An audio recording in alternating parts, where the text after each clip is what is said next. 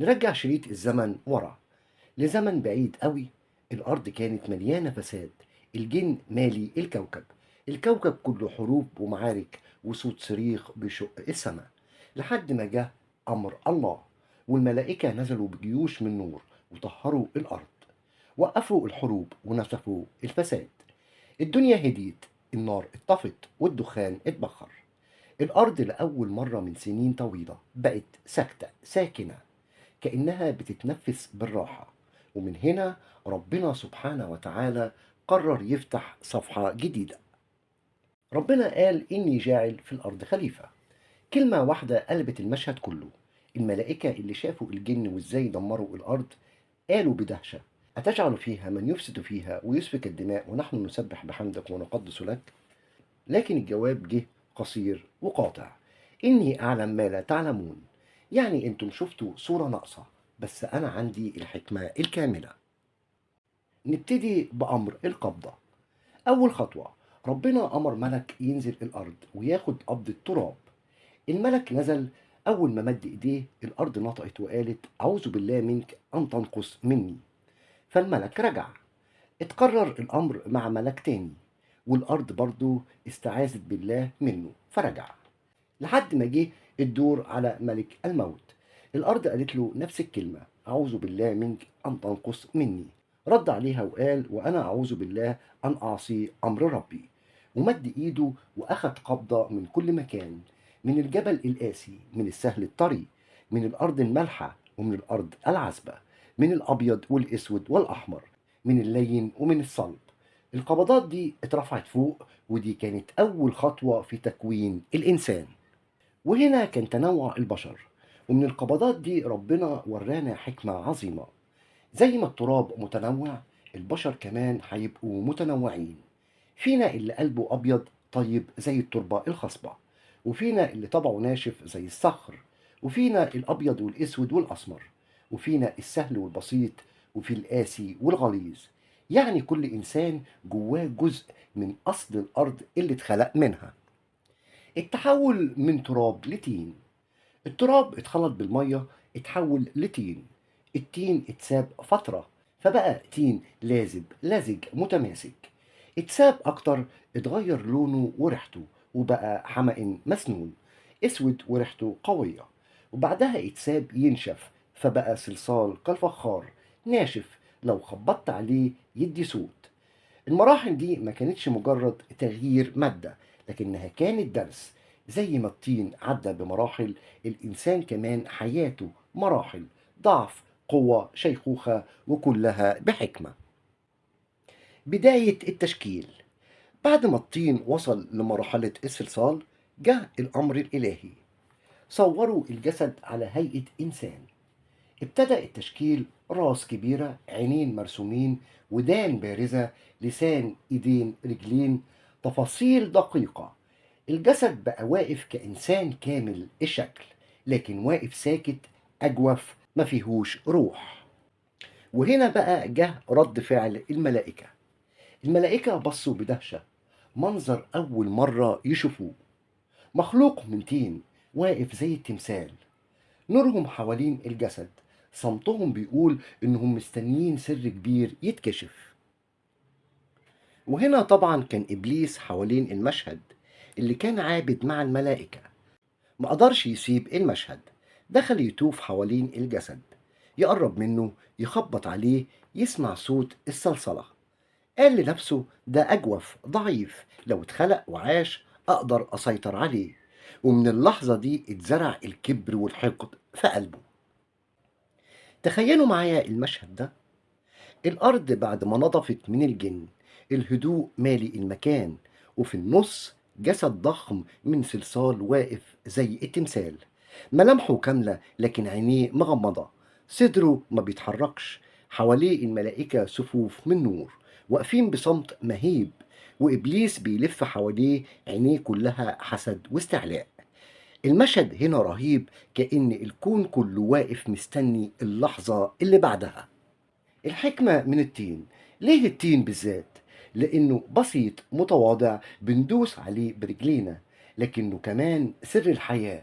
منه بيطلع الزرع واللون والريحة، ولو اتخلط بمياه بيتشكل بأي صورة، وده رمز إن الإنسان يقدر يتغير ويتبدل. يعني الإنسان أصله ضعيف، لكن ربنا كرمه بالعلم والروح فبقى أكرم مخلوق. وهنا كان في لحظة ترقب، الجسد واقف ما فيهوش روح، الملائكة في صمت، إبليس في حقد، والكون كله ساكت، كله واقف مستني اللحظة الأعظم، نفخة الروح. وفجأة جاء الأمر الإلهي: فإذا سويته ونفخت فيه من روحي فقعوا له ساجدين. الملائكة سمعت والدنيا كلها اتغير لونها، ونزلت النفخة من عند ربنا سبحانه وتعالى زي شعاع نور بينزل من السماء يدخل في الجسد التاني. أول ما النفخة دخلت الحياة ابتدت تتحرك، العينين اتحركت، الجفن رف لأول مرة، الودان بدأت تسمع أصوات الكون، حفيف الريح، صوت الموج، تسابيح الملائكة. الخياشيم ابتدت تسحب أول نفس، والصدر ارتفع ونزل. دي كانت أول شهيق وزفير في تاريخ الإنسان. القلب دق، الدم جرى في العروق، الأصابع ارتعشت، الجسد اللي كان واقف زي التمثال اتحول لمخلوق حي. الروايات بتقول إن آدم عليه السلام أول ما عطس بإلهام من ربنا قال الحمد لله، فرد عليه ربنا يرحمك ربك. يعني من أول لحظة الإنسان اتعلم إن أول كلمة تخرج من فمه تكون شكر، وإن رحمة ربنا هي اللي بتحوطه. وهنا جت لحظة الإدراك عند آدم. آدم فتح عينيه، شاف نور الملائكة، شاف الأرض حواليه، شاف السماء متزينة. المشهد اللي شافه كان أكبر من أي وصف. هو لسه مش فاهم، لكن قلبه مليان إحساس بالدهشة والخوف والرغبة إنه يعرف.